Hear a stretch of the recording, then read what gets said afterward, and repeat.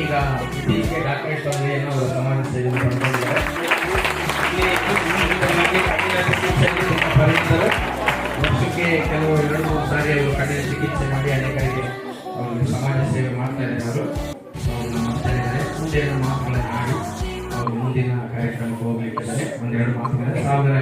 ಇವತ್ತು ಯೇಸು ಅಂದ ತಕ್ಷಣವೇ ಭೂಮಿ ಮೇಲೆ ಶಕ್ತಿ.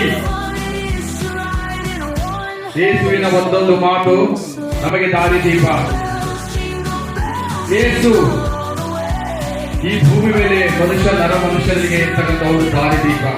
ಅವರು ತೋಟಗೊಂಡಂತ ಸಾಮಾಜಿಕ ಜೀವನ, ಪ್ರೀತಿ, ನೆಮ್ಮದಿ, ಶಾಂತಿಯಿಂದ ಬರುವಂತ ಮಂತ್ರ ಕೊಟ್ಟಿರೋದೇ ನಮಗೆ. ಇದಕ್ಕೋಸ್ಕರ ನಾವೆಲ್ಲರೂ ಒಂದಲ್ಲಿ ಸೇರಿ, ನಾವೆಲ್ಲರೂ ಒಂದು ಹಬ್ಬದ ವಾತಾವರಣ, ನಾವೆಲ್ಲರೂ ಅಕ್ಕ ತಂಗಿ ಅಣ್ಣ ತಮ್ಮ ಯಾಕೆ ಬೆರೀತಾ ಇದೀವಿ ಅಂತ ಹೇಳಿದ್ರೆ ಒಂದು ವಿಶೇಷವಾದಂತ ದಿನ ಇದು.